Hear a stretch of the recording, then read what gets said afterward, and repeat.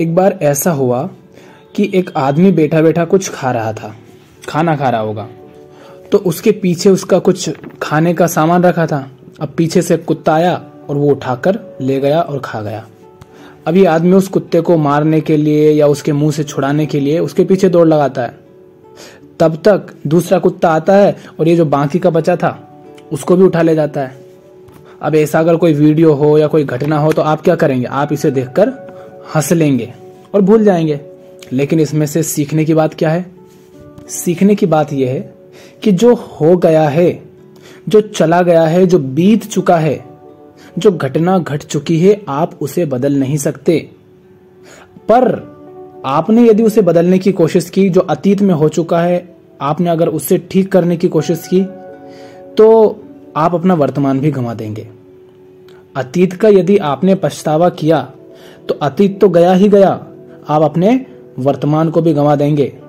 तो जो छिन गया है, अगर उसके पीछे भागे, उसमें समय बर्बाद किया, तो जो बचा है समय, जो बचा है जीवन, वो भी छिन जाना है।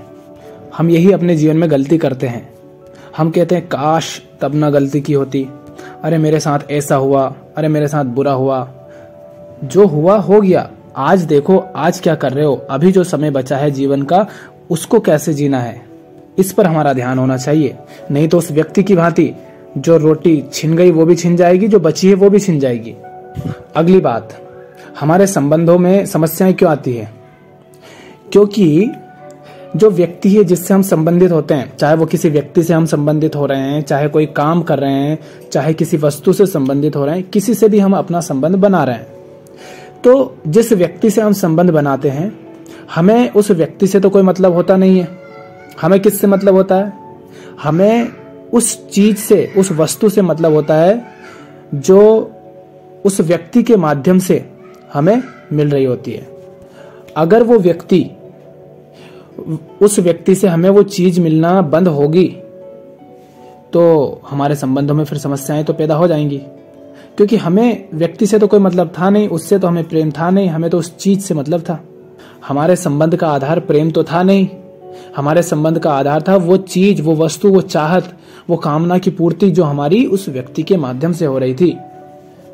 तो जो चीज हमें एक दूसरे से मिल रही होती है, हम उसके लिए एक दूसरे से जुड़े रहते हैं। अब अगर वे चीज ही ना मिल रही हो तो संबंध कैसे रह सकता है फिर? इसीलिए संबंधों में समस्या आती है। यही कारण होता है कि हमारे संबंधों में सदा दुख बना ही रहता है, क्योंकि संबंध का आधार प्रेम के अतिरिक्त कुछ और अगर होगा तो वहां दुख ही होता है। जहां कुछ देने के बदले में कुछ पाने की मांग रहती है, वहां दुख होता है। उसे स्वार्थ कहते हैं। भिखारी को आप कुछ दे रहे हो और भिखारी ने यदि आपको सम्मान नहीं दिया, आपसे प्रेम से बात नहीं की, तो आपको गुस्सा आ जाएगा। आप क्या कहोगे?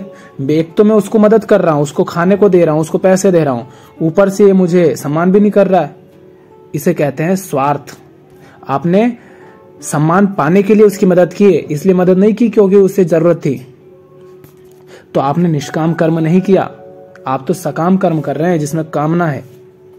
तो सही संबंधों के लिए जीवन में निष्कामता, निस्वार्थता अवश्य होना चाहिए। जहां निस्वार्थ नहीं हो आप, जहां निष्कामता नहीं है, वहां जीवन में समस्याएं आएंगी, संबंधों में समस्याएं आएंगी, दुख होगा। तो तुम्हें संबंध सुधारने के लिए स्वार्थ से मुक्त होने की, कामनाओं से मुक्त होने की आवश्यकता है कि बिना कोई इच्छा किए, बिना कोई उम्मीद किए आप किसी से संबंध बनाएं।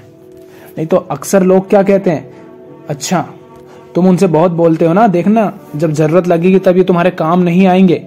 इसका अर्थ क्या हुआ? इसका अर्थ हुआ कि ये जो व्यक्ति है जो ऐसी बात कर रहा है, वो सिर्फ अपनी जरूरतों के लिए दूसरों से जुड़ता है। ये बहुत स्वार्थी है। इसके सारे संबंध स्वार्थ पर, लालच पर, कामनाओं पर आधारित हैं। किसी से प्रेम नहीं करता ये। और ऐसा जो व्यक्ति रहता है वो जीवन भर दुख पाता है जब तक ऐसे संबंध बनाता है, धोखे भी खाता है। अगली बात क्या है? तुम्हारी हर चाहत के पीछे उस एक की ही चाहत है। 1000 चाहते होंगी चाहे तुम्हारी, लेकिन पीछे तो एक ही चाहत है। पर तुम जानते नहीं कि वो चाहत क्या है। इसीलिए तुम पाते हो कि हजारों चाहते तुम्हारी पूरी हो जाती हैं, किंतु उसके बाद भी तुम्हारी प्यास बुझती नहीं। खालीपन बना रहता है, अधूरापन बना रहता है, तो वो चाहत किस चीज की है? शांति पाने की, प्रेम पाने की। उसे आप सत्य कह सकते हो, उसे आप परमात्मा कह सकते हो, उसे आप मुक्ति कह सकते हो, उसे आप संतुष्टि कह सकते हो। यही है जो आप चाहते हैं, लेकिन आप अन्य सारी हजार चाहतों के पीछे दौड़ते रहते हो। आप पैसों के पीछे क्यों दौड़ रहे हैं?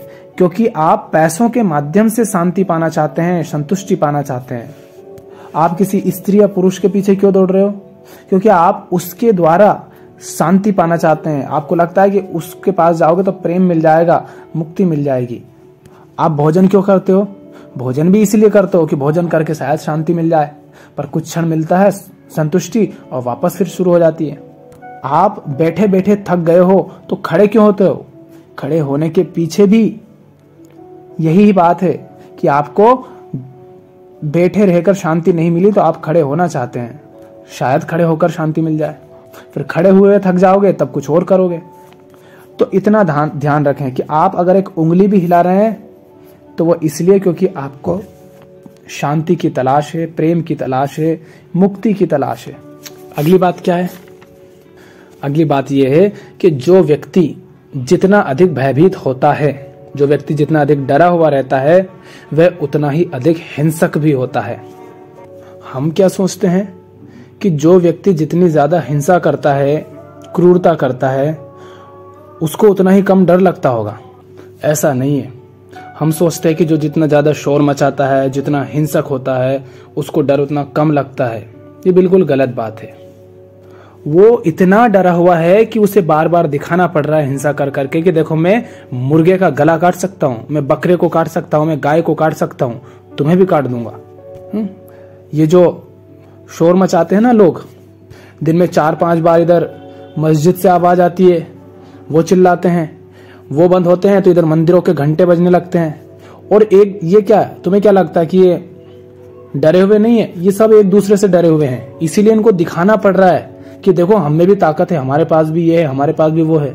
तो एक दूसरे से डरे हुए हैं, इसलिए इनको डीजे बजाने पड़ते हैं, चिल्लाना पड़ता है, माइक लगाना पड़ता है, इसीलिए फिर इतनी हिंसा होती है। कोई व्यक्ति अगर तलवार रखता है, बंदूकें रखता है, तोप रखता है, क्यों रखता है? डर है ना उसे। डर के कारण ही सुरक्षा की आवश्यकता पड़ती है। जो डरा हुआ नहीं रहेगा वो तो बुद्ध की तरह निकल पड़ेगा, सब कुछ छोड़ छाड़ के, कबीर साहब की तरह घूमेगा, महावीर की तरह घूमेगा। ये होते हैं निडर लोग। सारी दुनिया के खिलाफ हैं वो, सारी दुनिया के कारनामों के खिलाफ, बड़ी कंपनियों के खिलाफ, व्यापारियों के खिलाफ, राजाओं महाराजाओं के खिलाफ हैं, जनता के खिलाफ हैं, क्योंकि सब गलत जीवन जी रहे हैं। और फिर भी कोई निर्वस्त्र है तो किसी के पास कुछ नहीं है, ऐसे ही चल रहे हैं। इसे कहते हैं असली निडरता। इसीलिए तो महावीर, वो ये थोड़ी ना महावीर कहलाते हैं जिनके पास बहुत बड़े महल हैं, पैसा है और सुरक्षा के लिए तोपें हैं, तलवारें हैं। ये डरपोक कायर रहते हैं। क्यों? क्योंकि ये हिंसा करते हैं। हिंसा इनको इसलिए करनी पड़ती है क्योंकि ये डरे हुए हैं। तो जब भी किसी को देखो कि हिंसक हो रहा है, बहुत ज्यादा क्रोध कर रहा है, बहुत ज्यादा तेज चिल्ला रहा है, कोई झगड़ा जरा सी बात हो जाती है तो बहुत चिल्लाता है, समझ जाना वो इंसान उतना ही ज्यादा डरा हुआ है। उसे इसलिए चिल्लाना पड़ रहा है ताकि सबको ऐसा लगे कि हाँ ये कमजोर नहीं है। उसे दिखाना पड़ रहा है कि मेरे पास ताकत है।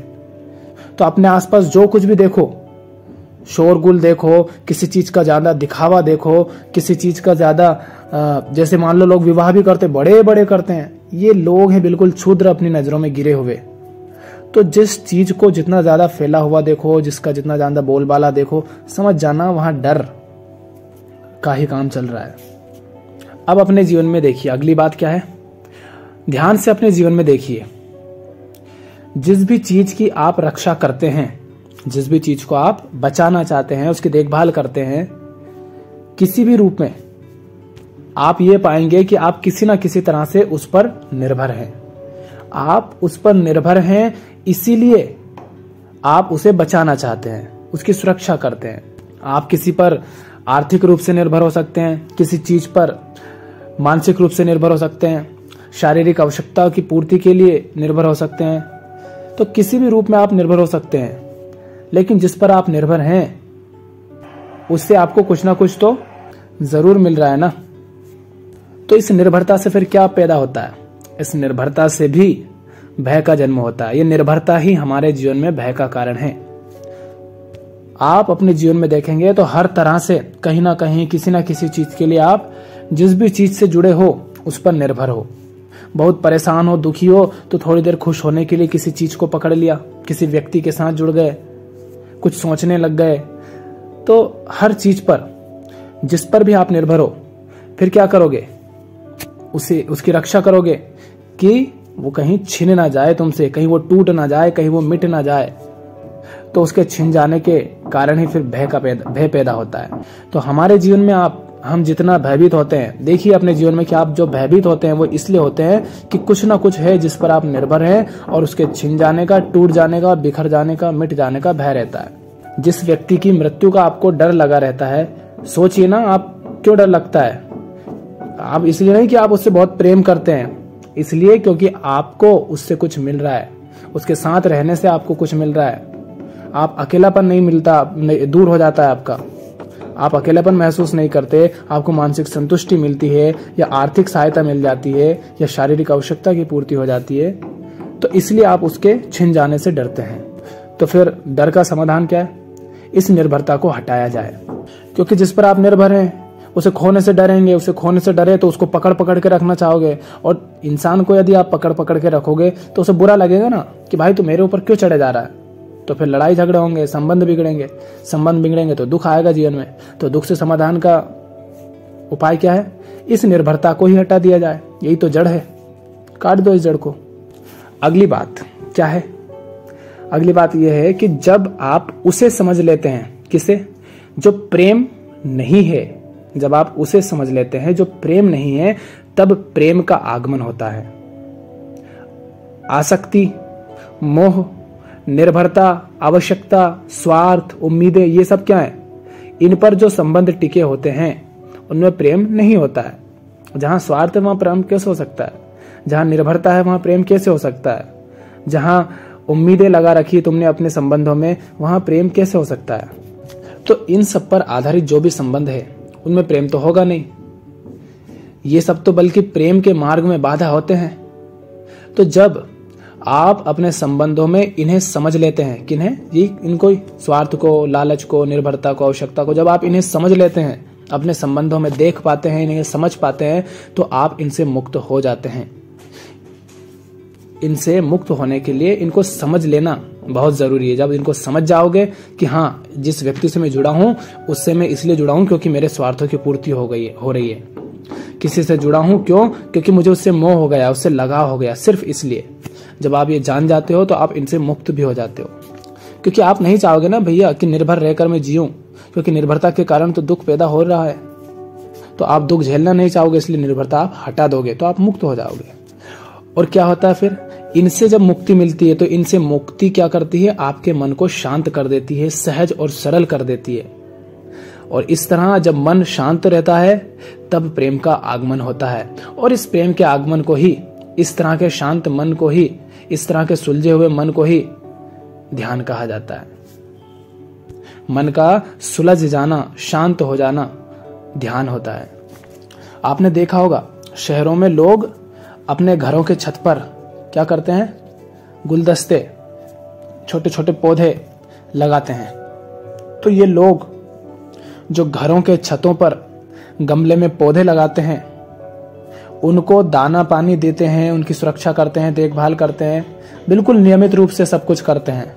इतना ध्यान यदि इन्होंने अपने बच्चों पर कर रखा होता ना, अपने बच्चों की ऐसी देखभाल की होती, उनकी सुरक्षा की होती, उनको, उनके जीवन को, उनके समझ को, उनके ज्ञान पर ध्यान दिया होता, तो आज दुनिया की हालत इतनी बर्बाद नहीं होती। ना तो दुनिया की दुर्दशा ऐसी होती और ना ही गमले लगाने की जरूरत होती, क्योंकि सारे पेड़ खत्म ही नहीं होते ना आसपास। जब पहले ही पेड़ हों, पौधे ही पौधे हों, तो कौन लगाएगा? पर चूंकि ये लोग जो हैं प्रेम से खाली लोग हैं। ये कैसे हैं? ये ऐसे हैं कि जब पौधे में फूल खिलता है तो उसे भी तोड़कर पत्थर की निर्जीव मूर्त पर चढ़ा देते हैं। ये प्रेम है? तुम्हें पौधे से भी प्रेम नहीं है।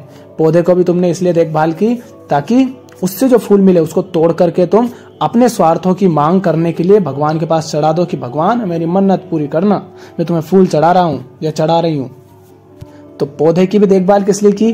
अपने स्वार्थ के लिए, अपने बच्चों की देखभाल भी किस लिए की, अपने स्वार्थों की पूर्ति के लिए, ताकि इसके माध्यम से मैं अपने स्वार्थों की पूर्ति कर सकूं। तो किसी को पौधा रोपते देखो, उसकी देखभाल करते देख रहे हो, तो ये मत समझ जाना कि अरे इसको पौधों से बड़े प्रेम है। पौधों से बड़ा प्रेम होता है तो ये 4-5 बच्चे पैदा नहीं करता, अपने बच्चे से भी प्रेम करता। फूल नहीं तोड़ता, जो फूल को खिलने ही ना दे वो क्या किसी के जीवन को खिलने देगा। एक बात ये भी ध्यान रखें, संगत एक ऐसी चीज है जिसे अगर समझ लिया तो जीवन की लगभग हर समस्या खत्म हो जाएगी। संगत चाहे किसी व्यक्ति की हो, किसी वस्तु की हो, किसी स्थान की हो, या किसी काम से, किसी धर्म से, किसी विचार से, या धन दौलत से, जिससे भी आप संगत करते हैं, जिसकी भी आप संगत करते हैं, वो संगत, वो संबंध उससे आपका सही होना चाहिए।